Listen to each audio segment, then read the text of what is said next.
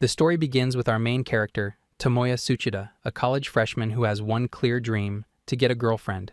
Back in high school, he was at the bottom of the social ladder and never dated anyone. His only friends were other guys, and they constantly reminded each other that none of them had any luck with girls. 3 months into university, someone has already caught his attention: Waka Sakuraba.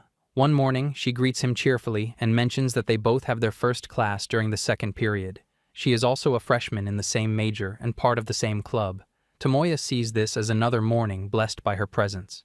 When she mentions visiting the club room after class, he says he has no other plans and will likely stop by. She casually adds that she might join him if he goes.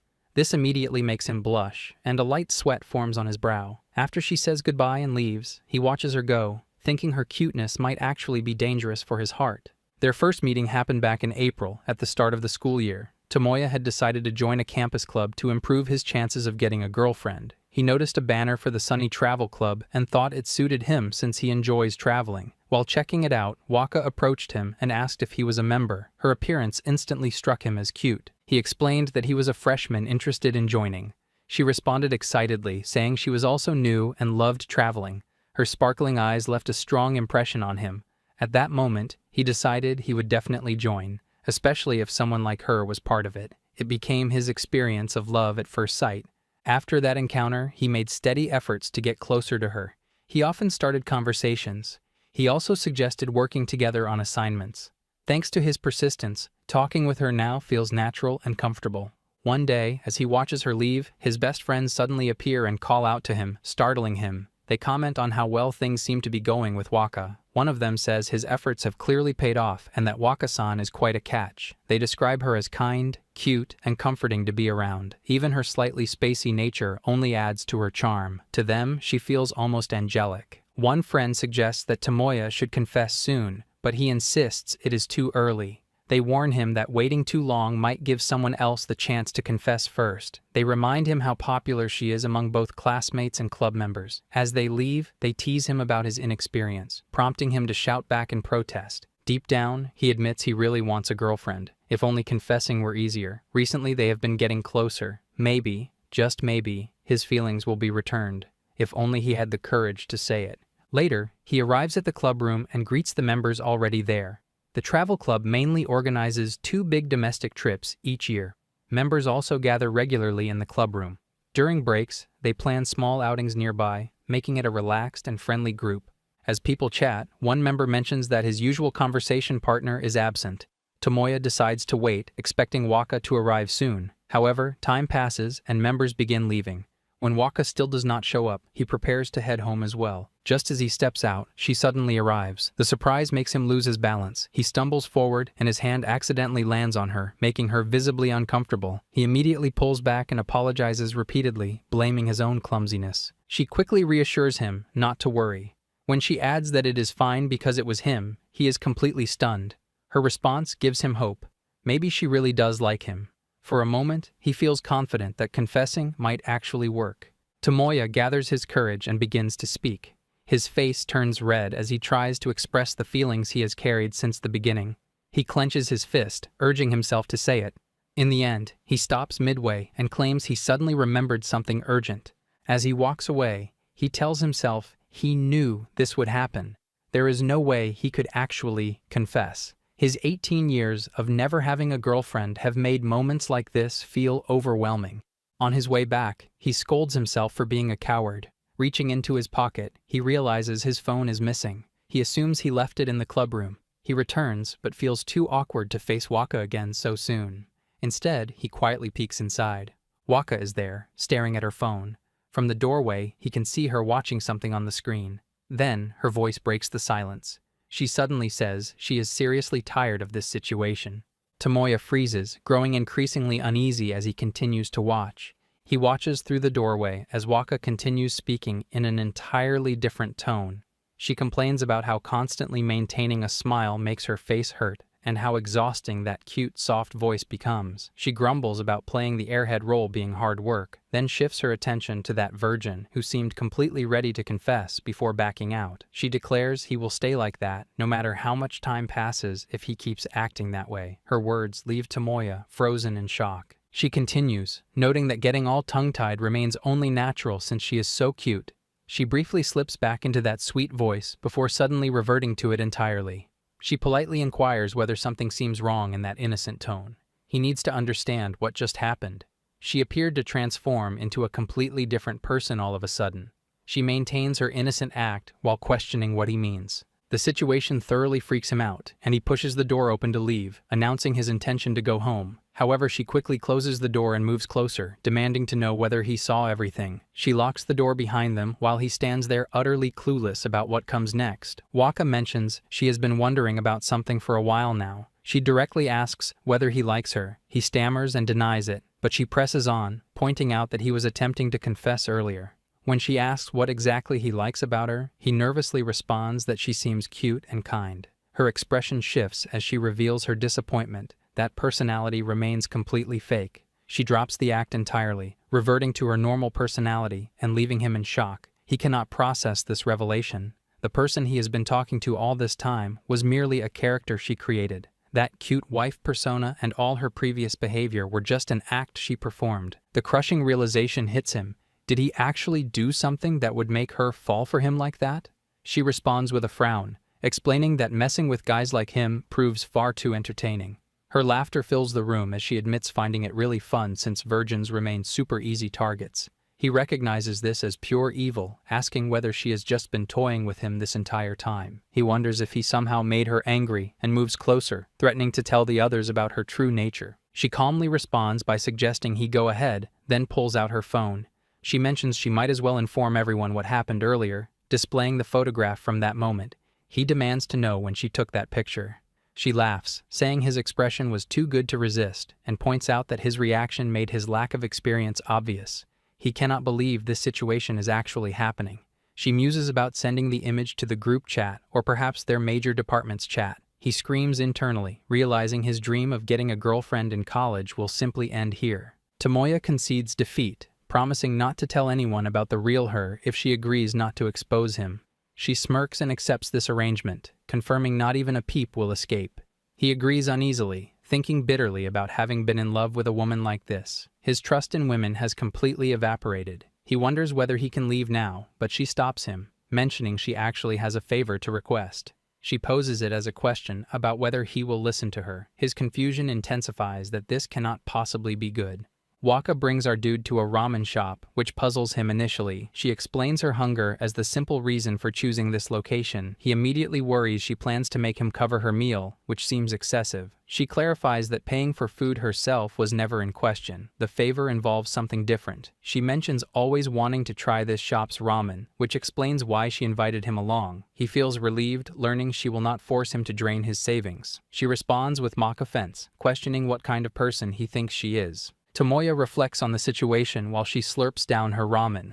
The image of her eating this way completely contradicts her fake personality. It makes it impossible for her to visit this place with other club members. He wonders whether her personality facade really matters when it comes to eating ramen, since food remains just food. She insists it does matter because she has established that oily food does not agree with her character. He suggests she could simply come alone, but she refuses outright. The thought of being a lone woman at the counter horrifies her. Any classmate spotting her would destroy her carefully constructed image. He observes how far she takes this entire charade. Just then, his friends from the club arrive at the shop. One of them notices both Tomoya and Waka sitting together. Tomoya feels shock wash over him as his friends approach, curious about their presence here. The friends mention hearing great things about this place from various sources and wonder why the two of them happen to be together. Waka smoothly explains that Tomoya desperately wanted to eat here, so she accompanied him. She turns to him for confirmation. He immediately backs up her story, agreeing that he invited her.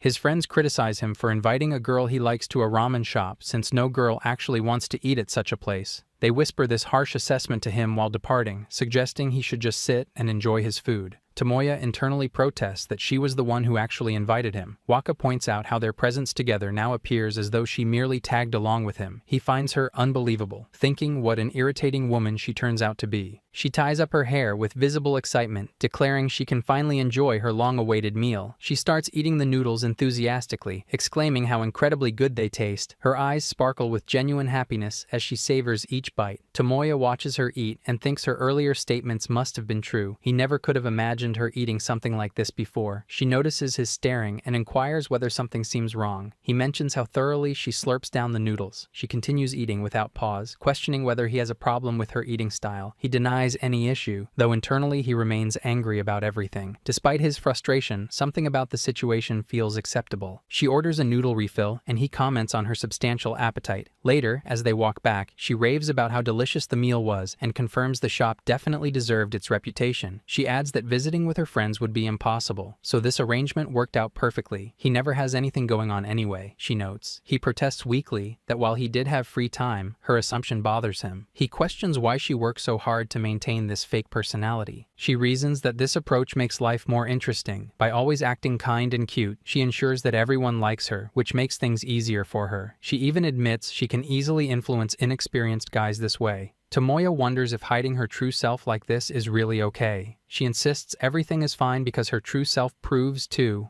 She stops mid-sentence, leaving the thought incomplete. He presses her about what she meant to say, but she brushes it off. She suggests he must feel crushed learning who she really is underneath. He confirms feeling completely heartbroken by the revelation. She responds that this reaction makes perfect sense.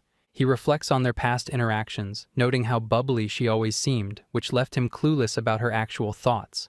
Looking back now, their conversations remained only at surface level throughout. Today marks the first time he feels like they had a proper conversation. He acknowledges what a huge shock this has been and how much it has hurt him. Yet talking to her now somehow feels easier than before. This realization really annoys him though. They continue walking their separate ways home. Waka thinks about his comment regarding how talking to her has become easier. She wonders why he had to say something like that, and her face flushes slightly. She tells herself that his words do not make her happy while looking at his picture saved on her phone. Tomoya processes the devastating reality that Waka, the girl he has been admiring all this time, has been faking her entire personality. She actually operates as a devious fraud. He mourns the loss of what he believed was a sweet angel. She turned out to be more of a mischievous devil instead. All his efforts up until now seem completely wasted. He tried so hard to get closer to her, only to discover her personality was fabricated. Just thinking about this situation makes his blood boil. He wants those 3 months back that he lost to this woman. The fact that he was simping so intensely for someone like her seems unbelievable now. Even worse, she noticed his feelings, which makes everything even more mortifying. The next day, Waka suddenly appears from behind and greets him enthusiastically, acting as though nothing has changed. He refuses to respond, which prompts her to complain about being ignored. He questions why she talks to him like nothing happened. He expected she would avoid him after yesterday's revelations. She pauses briefly before noting that he remains angry about what occurred. He confirms anyone would feel upset in his position. She apologizes for not being honest and claims what she told him yesterday was actually a cover. The part about messing with him was entirely a lie. This shocks him momentarily. She begins to explain that the truth is actually, but then reveals she was just kidding. He curses her lack of trustworthiness as they walk away. He thinks bitterly about already knowing her real self, yet she still managed to fool him again.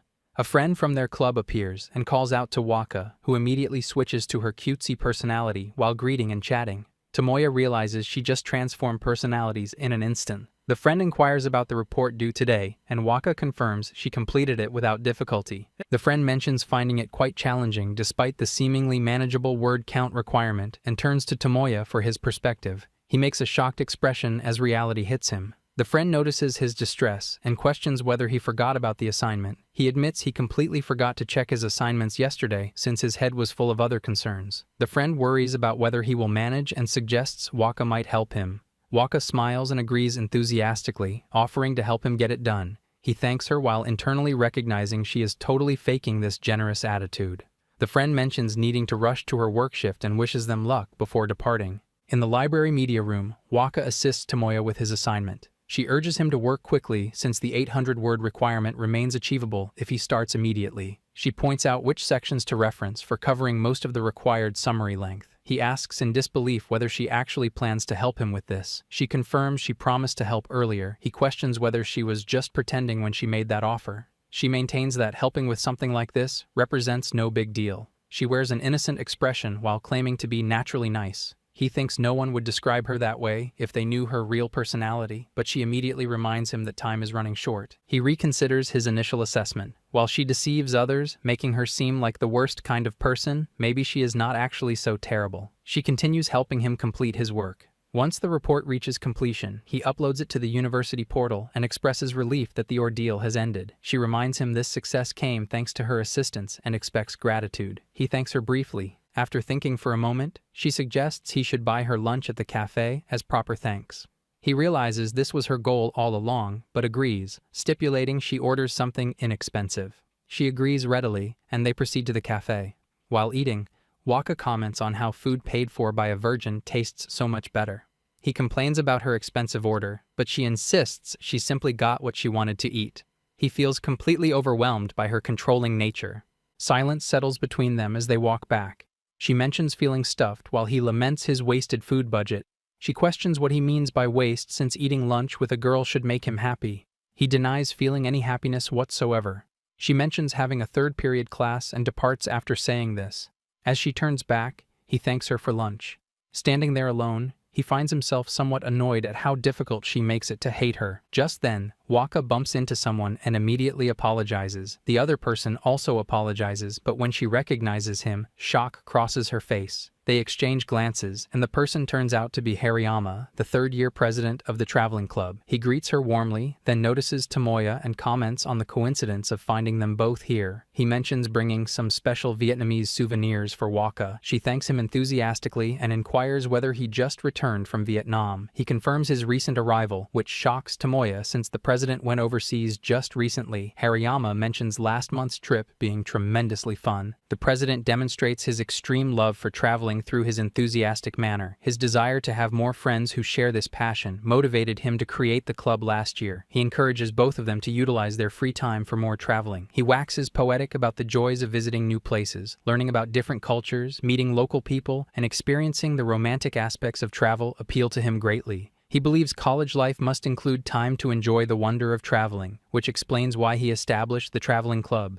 Everyone can have fun traveling together this way. He puts his arm around both their shoulders while speaking. Tomoya recalls their first meeting when the president's enthusiasm was equally overwhelming. He thanks them both for joining his club. As the president walks with Waka discussing various topics, a girl appears from behind calling out the president's name. She warns him about scaring the first years. The president recognizes her as Amamiya Suzuko, a third-year member of the traveling club. She questions what he is doing here since she has not seen him around lately and wonders if he went somewhere again. The president admits to leaving for just a few days. Next year will be very busy, so he wants to travel every chance he gets this year. Suzuko warns that constantly skipping classes like this might result in him repeating another year. This embarrasses him as he smiles sheepishly. He is indeed repeating his third year due to skipping classes last year. Suzuko then turns to Tomoya and apologizes for their president getting a little too enthusiastic. While watching him, she notices he looks exhausted with dark circles under his eyes. She inquires whether something happened, and he attributes it to not sleeping much yesterday. In reality, Waka's shocking revelation kept him awake, though he keeps this thought to himself. Suzuko presses on, asking whether something is bothering him. He denies any problems, but she moves closer to examine him more carefully. He blushes as her face comes so close to his. She comments on his flushed face while he internally panics about her chest being so close to him right now. He insists everything is fine, and she accepts this, but reminds him to reach out if he encounters any troubles. He agrees quickly.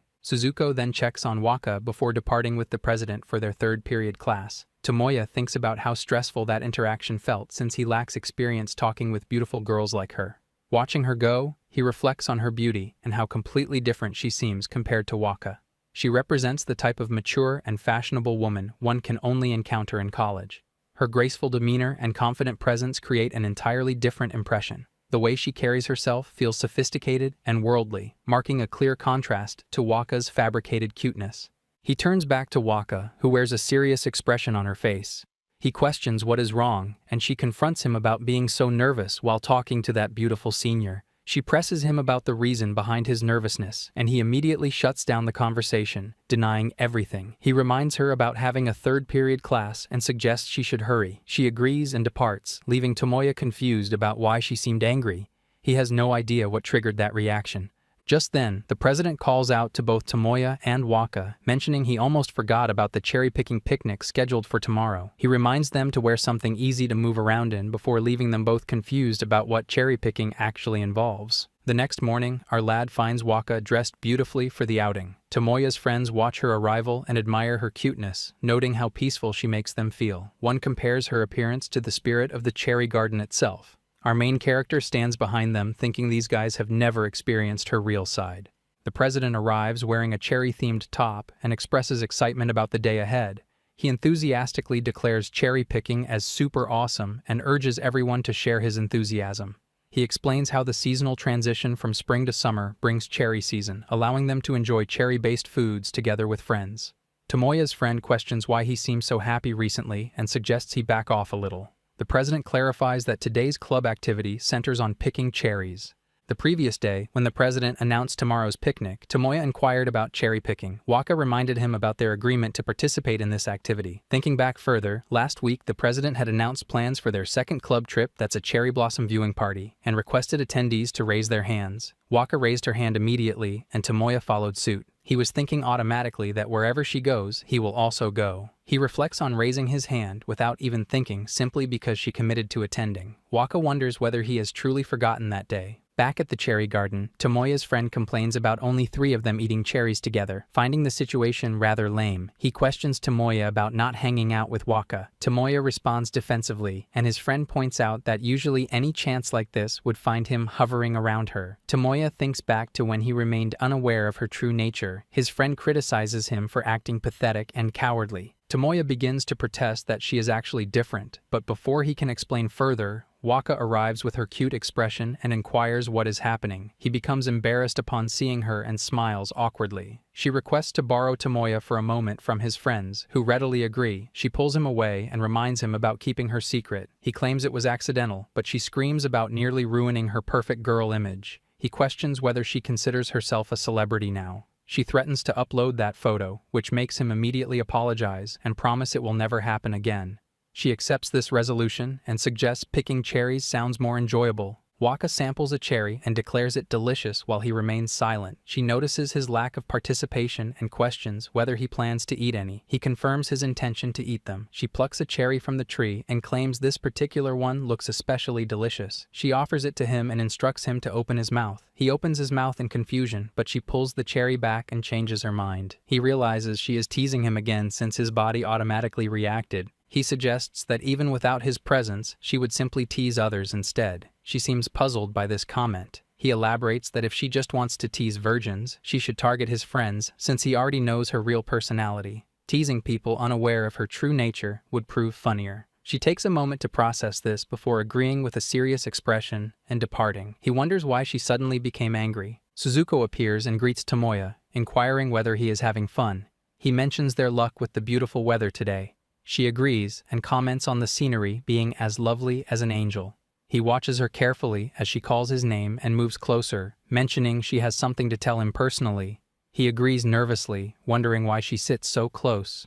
Her proximity makes him anxious, and her pleasant scent distracts him. She whispers in his ear that his pants zipper remains wide open. This mortifies him completely, and he immediately turns away to zip it up while apologizing and thanking her. She laughs and apologizes for not mentioning it earlier. He turns back feeling utterly humiliated and wishing he could disappear. Suzuko then stands on a step and shares that cherries at the top taste the best. He shows interest in this fact. She explains that it is due to increased sunlight exposure and points out a pair of twin cherries growing together. He agrees they look impressive. She bites into one, and he watches, thinking that both the cherries and her appearance make a dangerous combination.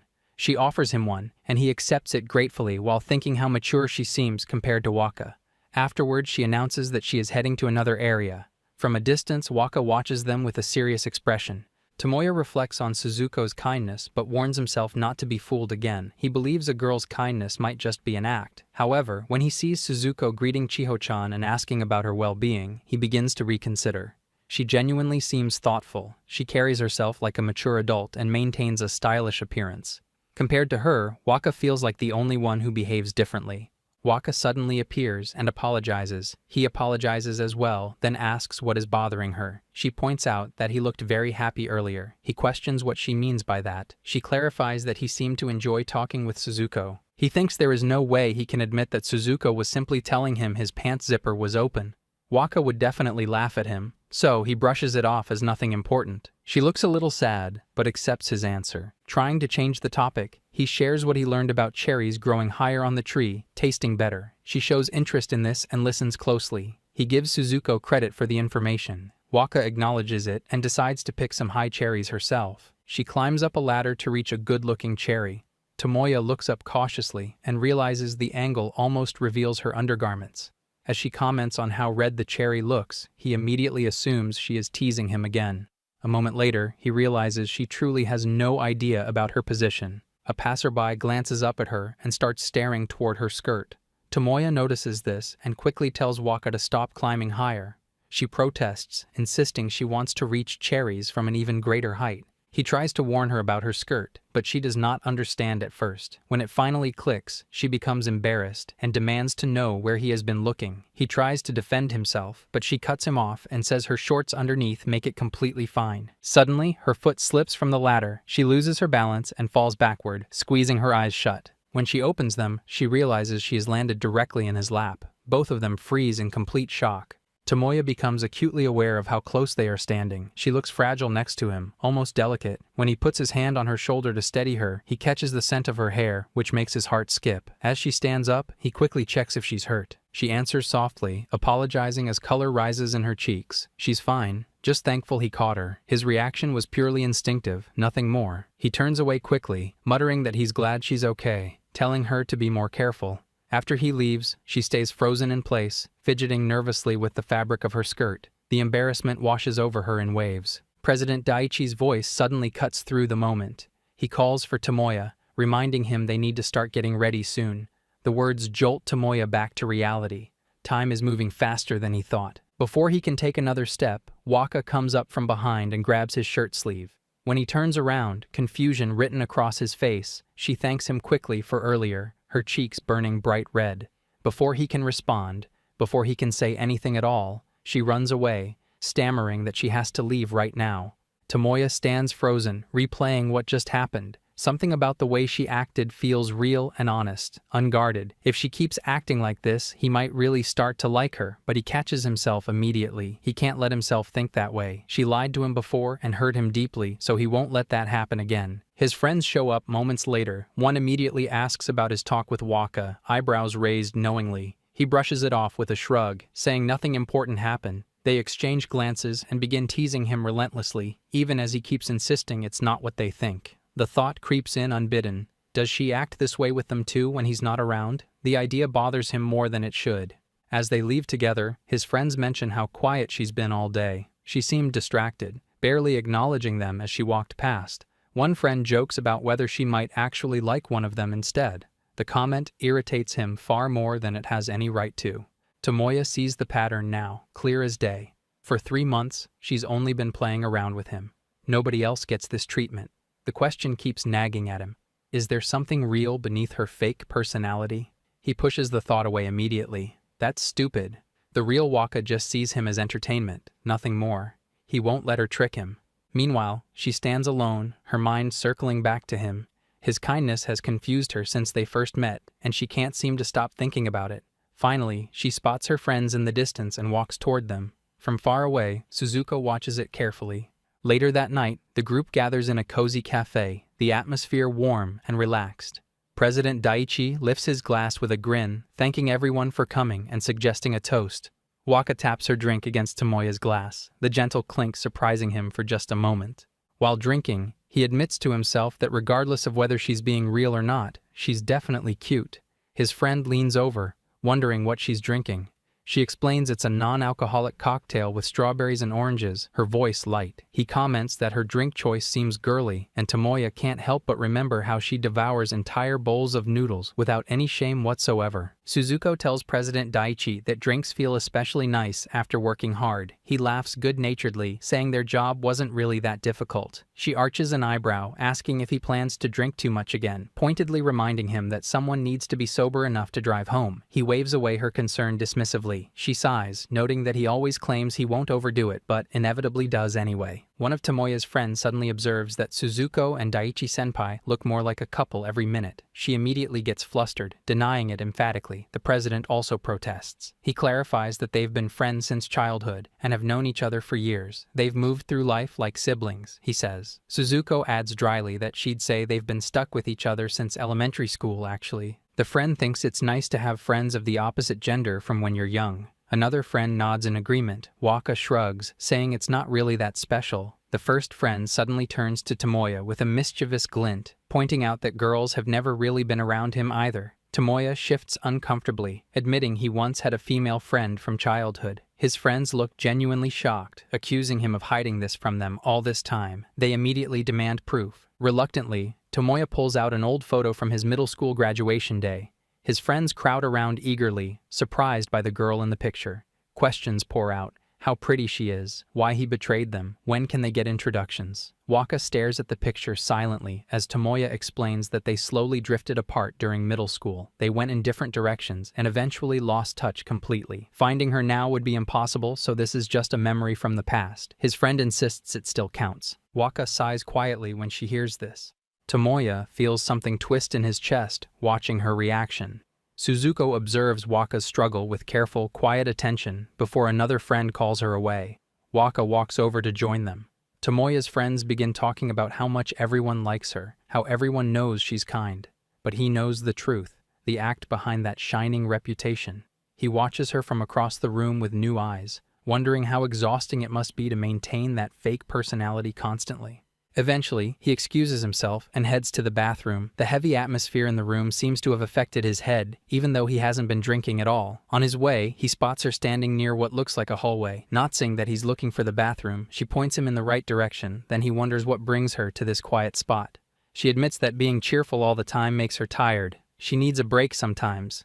He notices that even alcohol can't diminish how beautiful she looks. She agrees readily, admitting that acting cute makes everyone happy, so she does it. Inside, he struggles to understand this contradiction. How can someone so deliberately fake have these genuinely real moments too? She keeps talking, telling him about her terrible ability to handle alcohol and a chocolate wine incident that left her completely drunk. He warns her seriously not to drink anything strong.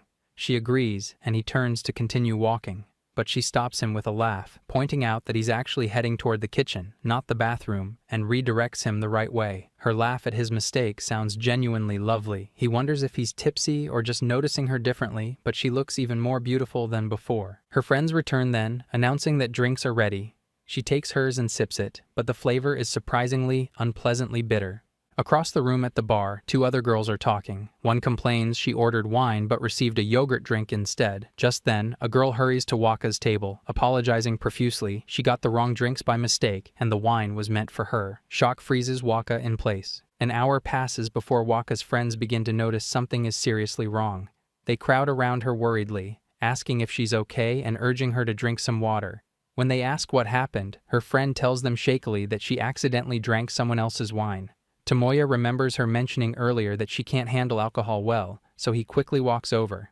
One look at her flushed face tells him everything he needs to know. Her head is spinning badly now. As he watches with growing concern, she looks directly at him with unfocused eyes and mumbles words that don't make sense to anyone around them. Everyone exchanges confused, worried looks. Our lad realizes what's happening. She's clearly drunk and losing control fast, which means her real self is about to surface. That's not good at all. She slurs that she has no idea what's happening to her. Tomoya sees and suggests they leave immediately. He gently points out that she looks exhausted and needs to go home. He quickly grabs her bag and guides her toward the door with a firm but careful grip. His friends watch as he says goodbye hastily, explaining that he needs to help her get home safely. They wave as he ushers her away. Outside, she becomes even more unsteady, stumbling as he holds her upright. She protests weakly, insisting she was having fun and doesn't want to leave yet. He reminds her firmly that if they don't go now, everything might be revealed. When she asks what he means through the fog, he explains that her secret will become a serious problem if everyone finds out, but she is genuinely confused about what secret he is even talking about. A thought nags at him as they walk. Why does he feel obligated to keep helping her hide things? Even if everyone discovers her condition, it shouldn't really be his responsibility. Yet her weakened state, her innocent appearance, and her endearingly helpless behavior make him continue protecting her anyway. He feels strangely drawn to how vulnerable she is right now. As they walk, she keeps swaying dangerously, her vision clearly blurred. He asks for directions to her place, offering to walk her home. She pushes back, wondering why they have to go home so soon when the night is still young. When he insists, her foggy gaze catches on a nearby hotel sign. Instead of giving him her address, she makes a strange and unexpected request. She wants to rest somewhere close by. Her unfocused eyes fix on the hotel. He is shocked but finds himself walking in with her anyway, unable to refuse. His shock is obvious as he turns to look at her in complete disbelief. Tomoya also lies down beside her, but she shifts too close for comfort. Waka notices and musing what the problem is, telling him to relax and move a little closer. His mind spins as he becomes hyper-aware of every small detail. Looking at her calm face, he thinks about how genuinely cute she is. He wonders if he can handle being this close without overthinking everything. A reckless voice in his head suggests that doing nothing would make him seem cowardly. Still, he hesitates, unsure of what she actually wants. Then reality cuts through his thoughts. Even in this quiet moment, she seems completely at ease next to him, trusting him without hesitation. That trust makes him pause. Whatever he does now matters. He breaks the silence by asking why she invited him here. Waka turns toward him, fully awake now, and asks what else it could mean. But instead of doing anything impulsive, she studies his expression as if waiting for him to understand. The moment stretches, filled with tension rather than action. He remains still, unsure whether to move forward or keep his distance, his thoughts caught between curiosity and restraint. Tomoya immediately tells her to stop, his mind racing with questions. He asks if she's seriously suggesting something more than just resting. Waka lazily reaches for a bottle of water and takes a long drink before replying. She asks if he didn't come here for the same reason, leaving him stunned into silence. Then she calmly explains that things should happen in the proper order, and for now, she just wants to rest. Her home is far away and she's exhausted. Besides, the hotel charges by the hour, so there's no need to rush. Tomoya nods numbly, unable to respond. It hits him. He completely misunderstood. She only came here because she was tired. Even though she's clearly intoxicated and not thinking entirely straight, the situation is far more innocent than he imagined. She removes her jacket, saying she feels overheated from earlier, teasing that he's like a microwave. He admits he's surprised by how casually she's treating everything. She rolls her eyes and teasingly asks if he's inexperienced, laughing at his embarrassed reaction. She seems genuinely amused. He gives up trying to make sense of things and mutters that dealing with her like this is exhausting. Before he can continue, her eyes close and she falls asleep almost instantly. He stares in disbelief. She's completely out. He realizes how careless the situation could have been. Without someone looking out for her, she might have ended up in trouble. He gently drapes a blanket over her and mutters that she keeps throwing him off balance. Exhaustion hits him soon after. He decides to take a shower and stay until morning. He can't leave her alone like this. Afterward, he tries to sleep on the sofa, but the cold and discomfort make it impossible. Eventually, he gives up and moves to the far edge of the bed, keeping a respectful distance.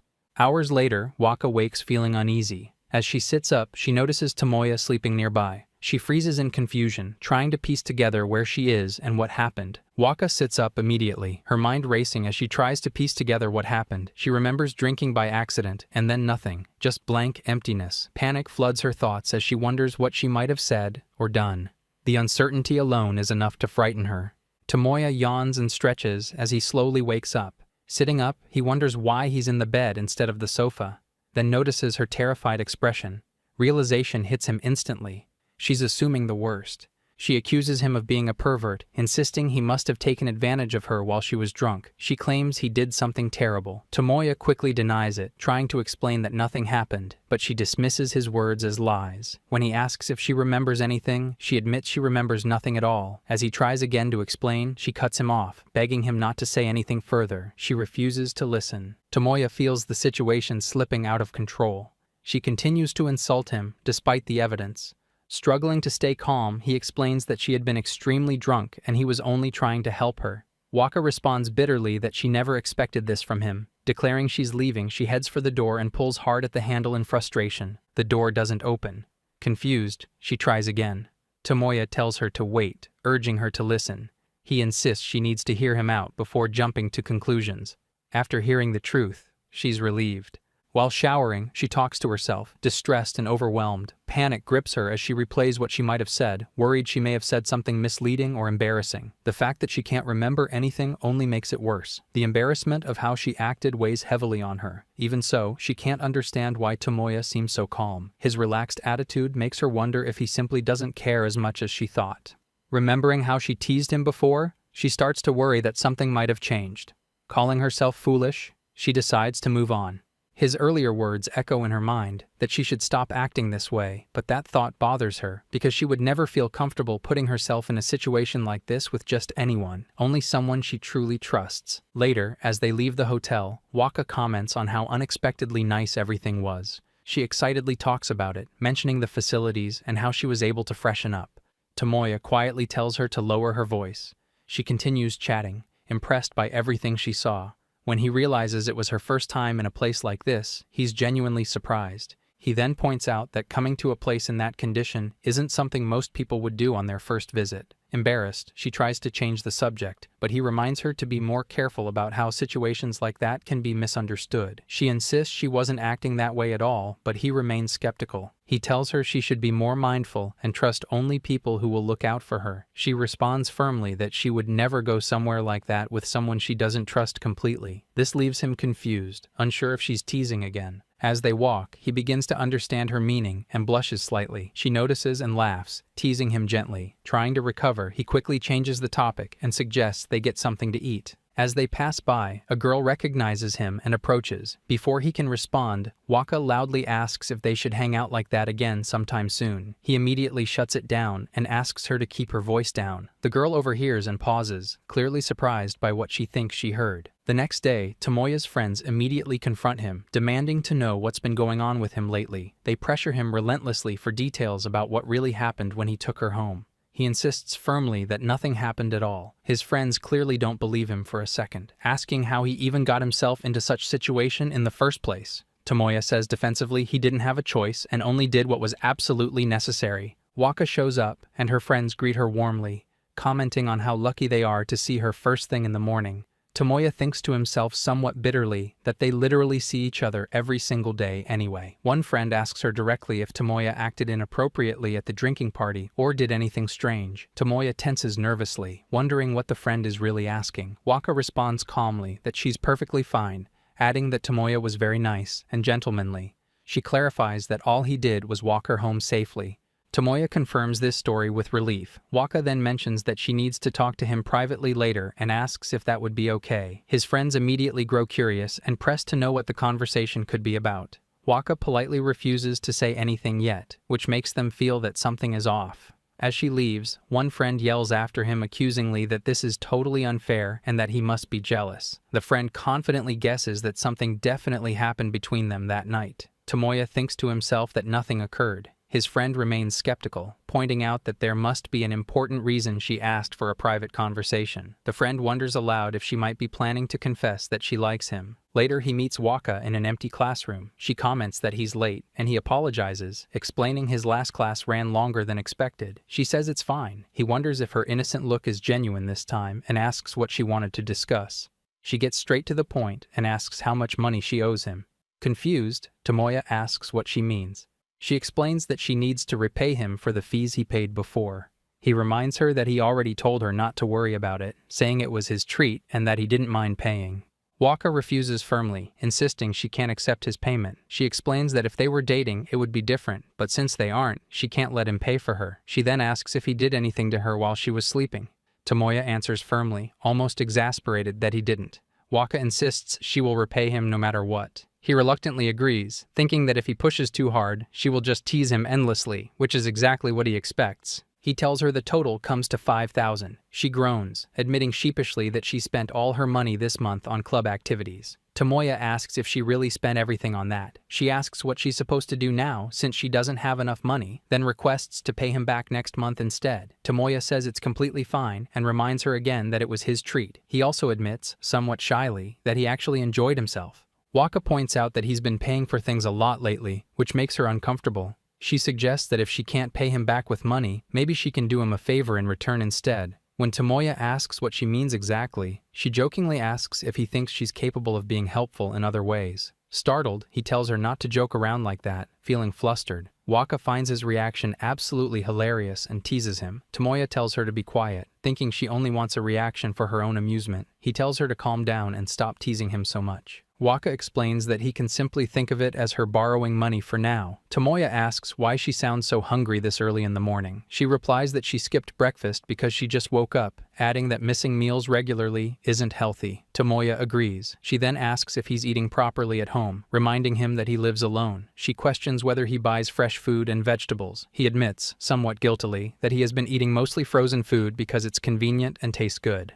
Waka asks if he cooks anything at all. He responds that he does, proudly claiming he can make instant ramen like a professional. She remarks that his eating habits sound unhealthy. Tomoya explains that he simply doesn't enjoy cooking. Waka then suggests gently that if that's the case, she will cook for him instead. The scene shifts to Waka wearing an apron, ready and determined to start cooking. She made a promise to him, and now it's time to follow through completely. She expresses that she'll make him a bento box to repay him for the hotel money he spent. She wants to make it herself personally to ensure he'll really enjoy it, though she quickly adds that it's fine if he isn't too enthusiastic. Tomoya asks if she's truly willing to make one specifically for him. She questions if he really wants her to go to that effort. He confirms earnestly that he does, framing it as a simple thank you gift. Waka agrees excitedly, promising to create something both nutritious and delicious. She tells him she'll bring it to him tomorrow without fail. Tomoya thanks her sincerely and thinks to himself that his diet really has been unhealthy lately. He feels genuinely lucky about this unexpected situation. Meanwhile, Waka is already focused intently on her cooking plans. She's confident about her abilities. She had learned these cooking skills recently, but approaches the task with strong determination. She thinks anyone living alone should know how to cook properly. She stays confident in her abilities and sets a personal goal to make an absolutely perfect bento. She's determined. She wants him to praise her cooking enthusiastically. As she works, she remembers a conversation from earlier in the day. Tomoya's friends had asked if he wanted to eat lunch with them after school. He had agreed readily. When they suggested various restaurants around campus, he said that most places would be fine, but mentioned that he particularly preferred one because he loved their meat dishes. Suzuko had overheard the conversation and made a careful mental note of what he likes. The next day, Waka shows up at the club room and presents the bento box to Tomoya with barely contained pride. As they sit down together, he thanks her profusely for making it. She tells him there's no need to thank her and simply encourages him to eat and enjoy. Just then, Daichi and Suzuko walk in casually, asking if they're having lunch in the club room today. Tomoya confirms and explains happily that he has a homemade bento to eat. His friends respond with genuine excitement. Daichi mentions that he brought a bento too. Suzuko opens her lunchbox to reveal an incredibly appetizing meal. Tomoya expresses sincere amazement and asks if Suzuko made it herself. She confirms that she did and explains that she brings homemade lunch regularly because she genuinely loves cooking. The club president suggests that Tomoya should try Suzuko's cooking and praises how good it always is. Suzuko graciously offers to let him taste her meal. As everyone samples her bento, they praise how delicious everything is. Waka also agrees politely that Suzuko's cooking looks wonderful. Daichi says that of course Suzuko is an amazing cook. She's been exceptionally good for a long time. Suzuko tells him somewhat curtly that his comment isn't necessary. Tomoya agrees that Suzuko's cooking is impressive and reaches toward the bento box that Waka brought specifically for him. Before he can open the lid, Waka stops him, her hand shooting out. She unexpectedly suggests that they go to the cafeteria instead. Tomoya looks completely confused at this sudden change of plans. Waka insists that she really wants to visit the cafeteria today and tells him to hurry up. She mentions that the menu today is supposedly very good. Tomoya asks what will happen to the food she made specially. Waka responds dismissively that she'll just make another one for him next time. Tomoya protests firmly, pointing out that she already made this one specifically for him and put effort into it.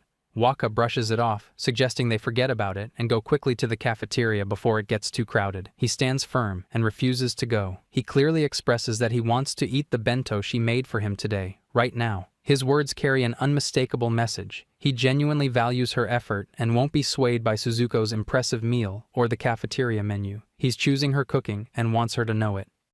Here I am, know it's been a while. I was in denial about my love. Here I stand, I know I walked away.